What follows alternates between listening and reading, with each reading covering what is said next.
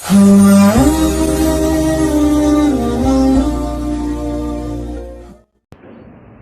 اللہ الرحمن الرحیم۔ ہمارے حضور صلی اللہ علیہ وسلم دائی حلیمہ کی گود میں حضرت حلیمہ شادیہ ہمارے حضور صلی اللہ علیہ وسلم کو گود میں لیے اپنے گھر کی طرف جا رہی تھی، اور راستے میں انہیں برکتیں ہی برکتیں نظر آ رہی تھی۔ محلے کے ہر گھر سے گلابوں کی خوشبو آ رہی تھی اور ہر طرف ایک عجیب سا نور پھیلا ہوا تھا۔ حلیمہ شادیہ ہمارے حضور صلی اللہ علیہ وسلم کو لے کر جب اپنے گھر کو پہنچی تو شام کا اندھیرا ہو چکا تھا۔ وہ فرماتی ہے کہ میں نے دیکھا کہ جیسے ہی میں حضور صلی اللہ علیہ وسلم کو لے کر گھر میں داخل ہوئی تو ہر طرف ایک روشنی سی پھیل گئی اور ہر گھر میں خوشبو ہی خوشبو آنے لگی۔ میں حیران تھی کہ آخر یہ سب کیا ہو رہا ہے۔ ہمارے حضور صلی اللہ علیہ وسلم حلیمہ شادیہ کے گھر اپنی زندگی گزارنے لگے۔ ہمارے حضور صلی اللہ علیہ وسلم کا چہرہ ایسا چمکتا تھا جیسے 14ویں کا چاند ہو۔ جو بھی ہمارے حضور صلی اللہ علیہ وسلم کو دیکھتا تو وہ اپنے دانتوں تلے انگلیاں دبا لیتا۔ ہمارے حضور صلی اللہ علیہ وسلم کے چہرے پر ہر وقت ایک نور رہتا تھا۔ حضرت عائشہ سے روایت ہے کہ وہ فرماتی ہے کہ ایک رات میں اپنے گھر میں بیٹھی ایک کپڑا سل رہی تھی۔ اندھیرا بہت زیادہ تھا اور اچانک میرے ہاتھ سے سوئی زمین پر گر گئی۔ میں پریشان ہو کر اسے تلاش رہی تھی، لیکن اندھیرے میں مجھے کچھ نظر نہیں آ رہا تھا۔ تبھی اچانک حضور صلی اللہ علیہ وسلم کے کمرے کے اندر آئے۔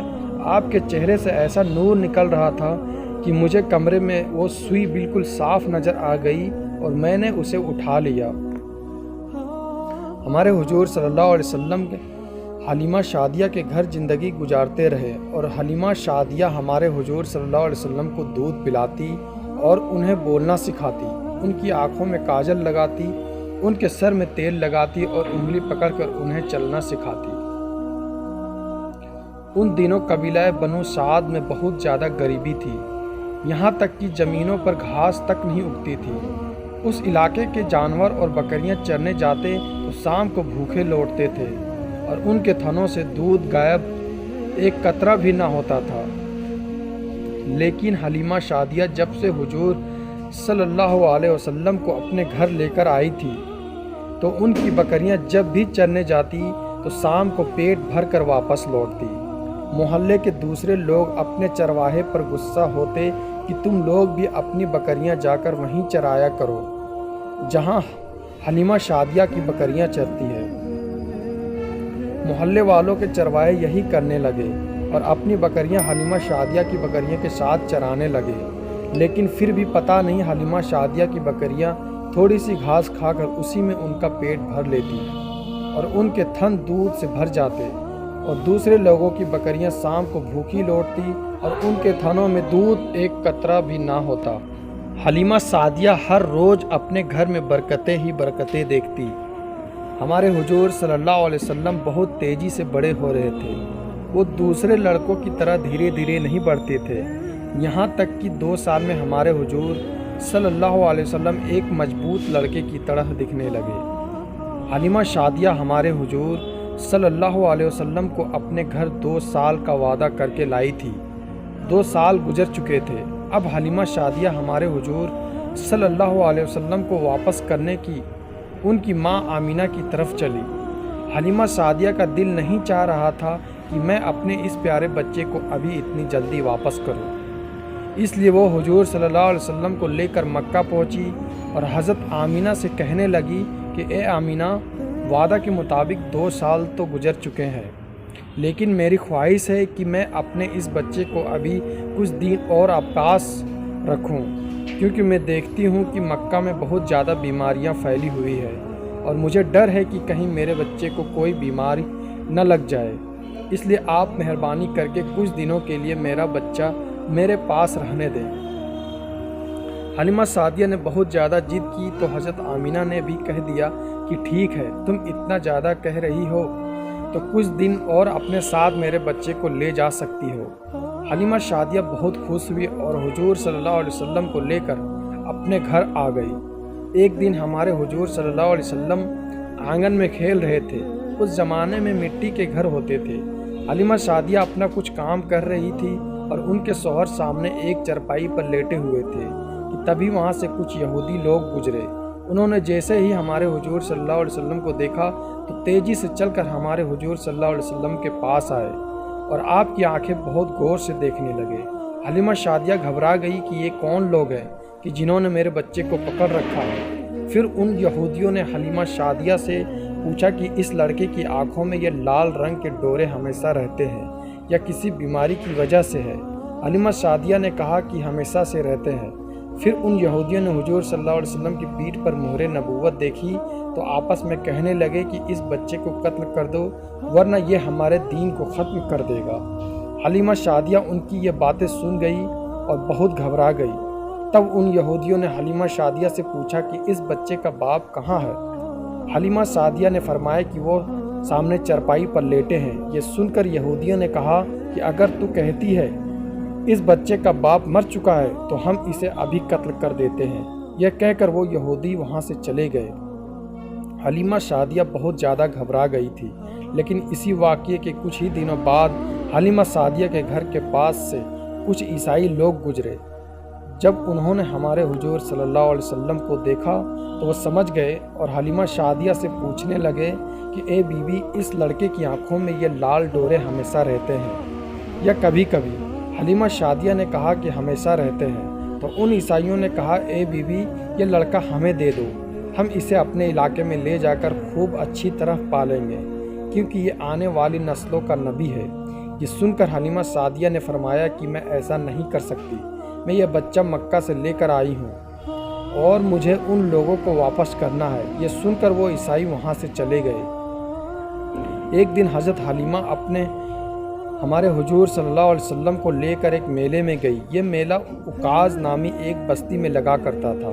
اس میلے میں عرب کے بڑے بڑے لوگ آتے تھے اور پورا مہینہ ہر طرف چہل پہل رہتی تھی۔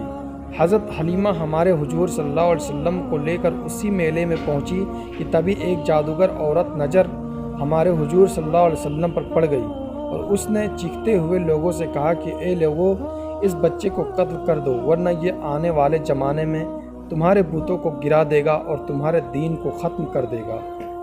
حلیمہ سعدیہ نے جیسے ہی یہ باتیں سنی تو وہ بھیڑ میں حضور صلی اللہ علیہ وسلم کو لے کر چھپ گئی۔ لوگوں نے ہمارے حضور کو بہت تلاش کیا لیکن اللہ کی مدد کی وہ لوگ ہمارے حضور صلی اللہ علیہ وسلم کو نہ پا سکے۔ حضرت حلیمہ تیزی سے حضور صلی اللہ علیہ وسلم کو واپس لیے اپنے گھر کی طرف جا رہی تھی کہ ان کا گزر ذی الحجاز بستی سے ہوا۔ یہاں بھی ایک میلہ لگا ہوا تھا۔ اس میلے میں ہر سال ایک بہت بڑا جادوگر آ کر بیٹھتا تھا اور لوگوں کو دیکھ کر ان کی قسمت بتاتا تھا۔ جب حضرت حلیمہ ہمارے حضور صلی اللہ علیہ وسلم کو لے کر اس جادوگر کے پاس سے گزری تو اس جادوگر کی نظر جیسے ہی ہمارے حضور صلی اللہ علیہ وسلم پر پڑی تو اس نے چیخنا شروع کر دیا اور کہنے لگا کہ اے لوگو، اس لڑکے کو مار ڈالو ورنہ یہ تمہارے دین کو ماننے والے کو ختم کر دے گا اور تمہارے بتوں کو توڑ دے گا اور عرب سے تمہارے باپ دادا کی نشانیاں ختم کر دے گا۔ یہ کہتے ہوئے وہ جادوگر حضور صلی اللہ علیہ وسلم کی طرف جھپٹا تاکہ آپ کو پکڑ کر جان سے مار دے، لیکن اسی وقت اس پر اللہ کا عذاب آ گیا اور وہ پاگل ہو گیا اور پھر اسی پاگل پن میں اس کی موت ہو گئی۔ یہ ساری چیزیں دیکھ کر حلیمہ سعدیہ بہت زیادہ گھبرا گئی اور انہوں نے گھر آ کر اپنے شوہر کو سب کچھ بتایا تو وہ کہنے لگے کہ اے حلیمہ، مجھے تو اس بچے کے بارے میں اب ڈر لگنے لگا ہے۔ تم جتنا جلدی ہو سکے اس بچے کو اس کے گھر مکہ واپس کر آؤ۔ اس بات کو کئی دن گزر گئے۔ ایک دن ہمارے حضور صلی اللہ علیہ وسلم نے اپنی ماں حلیمہ سعدیہ سے پوچھا کہ اے امی جان، یہ دن بھر مجھے اپنا بھائی عبداللہ اور اپنی بہن سیما نظر نہیں آتی، وہ دو دن میں کہاں چلے جاتے ہیں؟ تو حلیمہ سعدیہ نے بتائی کہ بیٹا، وہ دونوں دن میں بکریاں چرانے جاتے ہیں اور شام کو واپس آتے ہیں۔ تو حضور صلی اللہ علیہ وسلم نے کہا کہ امی جان، کل سے میں بھی ان کے ساتھ بکریاں چرانے جاؤں گا۔ اور پھر اگلے دن سے حضور صلی اللہ علیہ وسلم بھی اپنے بھائی بہن کے ساتھ بکریاں چرانے جانے لگے۔ 3 دنوں بعد دوپہر کے وقت اچانک حضرت سیما اور ان کے بھائی عبداللہ دوڑتے ہوئے گھر آئے اور حلیمہ سعدیہ کے سامنے روتے ہوئے کہنے لگے کہ اماں جان، ہمارے مکی بھائی کو 2 لوگوں نے پکڑ دیا ہے اور ان کا سینہ پھاڑ دیا ہے اور وہ انہیں ان کے سینے سے کچھ نکال رہے ہیں۔ یہ سن کر حضرت حلیمہ بہت زیادہ گھبرا گئی اور اپنے شوہر کے ساتھ جنگل کی طرف بھاگی۔ جنگل میں پہنچ کر دیکھا کہ ہمارے حضور صلی اللہ علیہ وسلم کی ایک طرف کھڑے ہوئے ہیں اور کانپ رہے ہیں۔ حضور صلی اللہ علیہ وسلم کے چہرے کا رنگ بدلا ہوا تھا۔ حلیمہ شادیہ نے پہنچتے ہی حضور صلی اللہ علیہ وسلم کو گلے سے لگا لیا اور کہنے لگی کہ اے میرے بچے، تمہیں کیا ہو گیا ہے؟ تم پریشان کیوں ہو؟ تو حضور صلی اللہ علیہ وسلم نے انہیں سب کچھ بتا دیا کہ اے امی جان، میں اکیلا یہاں کھڑا ہوا تھا کہ اچانک دو آدمی آئے۔ انہوں نے سفید چادر پہنی ہوئی تھی۔ اس میں سے ایک نے دوسرے سے پوچھا کہ کیا یہی وہ لڑکا ہے؟ تو دوسرے نے کہا کہ ہاں، یہی وہ لڑکا ہے جس کے بارے میں اللہ نے حکم دیا ہے۔ اور پھر ان دونوں نے مجھے زمین پر لٹا دیا اور میرا سینہ پھاڑ کر اندر سے کوئی چیز نکالی اور اسے پھینک دیا۔ پھر میرے سینے کو کسی چیز سے سل دیا۔ اماں جان، مجھے اتنی دیر ذرا بھی درد نہ ہوا۔ یہ سکے صدر کا واقعہ ہے کہ اللہ نے حضرت جبریل و میکائیل کو بھیجا تھا اور حضور صلی اللہ علیہ وسلم کے اندر سے وہ چیز نکلوا دی تھی کہ جس کی وجہ سے انسان گناہ کرتا ہے اور شیطان اس پر حاوی ہوتا ہے۔ تو ہمارے حضور صلی اللہ علیہ وسلم کو بچپن ہی سے پاکیزہ بنا دیا گیا تھا۔ یہ سن کر حلیمہ شادیہ بہت زیادہ گھبرا گئی اور حضور صلی اللہ علیہ وسلم کو لے کر اپنے گھر پہنچی۔ شوہر نے کہا کہ اے حلیمہ، اب تم دیر نہ کرو بلکہ آج ہی اس بچے کو لے کر مکہ جاؤ اور اس کی ماں کے حوالے کر دو۔ مجھے ڈر ہے کہ اب اس بچے کے ساتھ کچھ برا ہونے والا ہے۔ حضرت حلیمہ شادیہ حضور صلی اللہ علیہ وسلم کو لے کر مکہ کی طرف چل دی۔ 2 دنوں کے سفر کے بعد وہ مکہ پہنچی، لیکن ابھی وہ مکہ میں داخل ہو ہی رہی تھی کہ اچانک ہمارے حضور صلی اللہ علیہ وسلم کے ان کے ہاتھوں سے کہیں غائب ہو گئے۔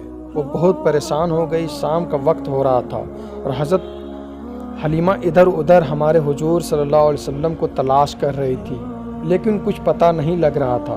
آخر پریشان ہو کر دوڑتی ہوئے حضرت عبد المطلب کے پاس پہنچی اور کہنے لگی کہ اے عبد المطلب، میں آپ کے پوتے محمد کو واپس کرنے مکہ آ رہی تھی کہ پتہ نہیں مکہ کے پاس اچانک وہ کہیں غائب ہو گئے۔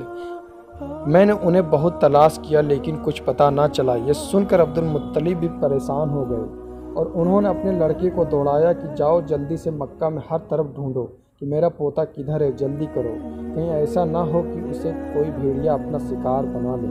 سارے لوگ پریشان ہو کر ہمارے حضور صلی اللہ علیہ وسلم کو ڈھونڈنے لگے۔ حضرت عبد المطلب کعبے میں گئے اور اس کا گلاب پکڑ کر روتے ہوئے اللہ سے دعا کی کہ اللہ میرے پوتے محمد کی حفاظت فرمانا، وہ جہاں بھی ہو اسے صحیح سلامت میرے پاس بھیج دیجیے۔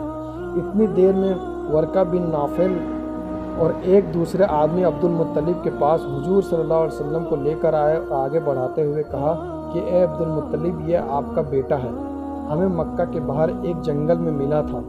حضرت عبد المطلب نے حضور صلی اللہ علیہ وسلم کو گلے سے لگا لیا اور پھر انہیں لے کر کعبے کا طرف طواف کرنے لگے اور اللہ سے دعائیں مانگنے لگے کہ اے اللہ میرے بچے کی حفاظت فرمانا۔ اور پھر عبد المطلب نے حضور صلی اللہ علیہ وسلم کو حضرت آمینہ کے پاس بھیج دیا۔ حضرت آمینہ نے حلیمہ شادیہ کو اپنے پاس بلا کر پوچھا کہ اے حلیمہ، تم اتنی جلدی میرے بچے کو واپس کیوں لے آئی؟ ابھی تو کچھ دنوں پہلے تم اتنا ضد کر کے میرے بچے کو اپنے گھر لے گئی تھی۔ حلیمہ شادیہ نے فرمایا کہ اے آمینہ، ہمارا آپ کا وعدہ 2 سال کا ہوا تھا کہ میں 2 سال اس بچے کو اپنے یہاں دودھ پلاؤں گی۔ اب 2 سال گزر چکے ہیں، اس لیے میں چاہتی ہوں کہ آپ ہی اپنے بچے کو پالیں۔ حضرت آمینہ سمجھ گئی کہ بات کچھ اور ہے، اس لیے کہنے لگی کہ اے حلیمہ، صحیح بتاؤ کہ اصل معاملہ کیا ہے۔ جب حضرت آمینہ سے بہت زیادہ کہا تو حلیمہ شادیہ نے انہیں سب کچھ بتا دیا کہ کیسے جادوگر نے قتل کرنے کو کہا تھا اور یہودیوں نے قتل کرنے کی کوشش کی تھی اور پھر آپ کے سینے کے 2 لوگوں نے کیسے پھاڑا تھا۔ حلیمہ شادیہ نے ساری بات بتاتی جا رہی تھی اور رو رو کر کہہ رہی تھی کہ مجھے ڈر لگ رہا ہے کہ کہیں میرے اس بچے کے ساتھ کچھ برا نہ ہو جائے۔ تو حضرت آمینہ نے کہا کہ اے حلیمہ، کیا تم میرے بچے پر شیطان سے ڈرتی ہو کہ کہیں شیطان میرے اس بچے کو کوئی نقصان نہ پہنچا دے؟ تو حضرت حلیمہ نے کہا کہ ہاں آمینہ، مجھے اس بات کا ڈر لگتا ہے۔ تو حضرت آمینہ نے فرمایا کہ اے حلیمہ، ایسا ہرگز نہ ہوگا۔ جب میرے اس بچے کی پیدائش ہو رہی تھی تو میں نے دیکھا کہ میرے اندر سے ایک نور نکلا کہ جس نے ساری دنیا کو روشن کر دیا ہے۔ اور پھر حضرت آمینہ نے دائی حلیمہ کو پیدائش کے وقت کے سارے معجزے بتلائے اور فرمائے کہ اے حلیمہ اب تم جا سکتی ہو، میں خود چاہتی تھی کہ میرا پیارا بچہ اب میرے پاس آ جائے۔ دائی حلیمہ واپس چلی گئی اور پھر ہمارے حضور صلی اللہ علیہ وسلم اپنی امی حضرت آمینہ کے پاس زندگی گزارنے لگی۔ دوستو ایسے ویڈیو دیکھنے کے لیے ہمارے چینل کو سبسکرائب ضرور کر لیں۔ ملتے ہیں نیکسٹ ویڈیو کے ساتھ، تب تک کے لیے اجازت دیجیے، خدا حافظ۔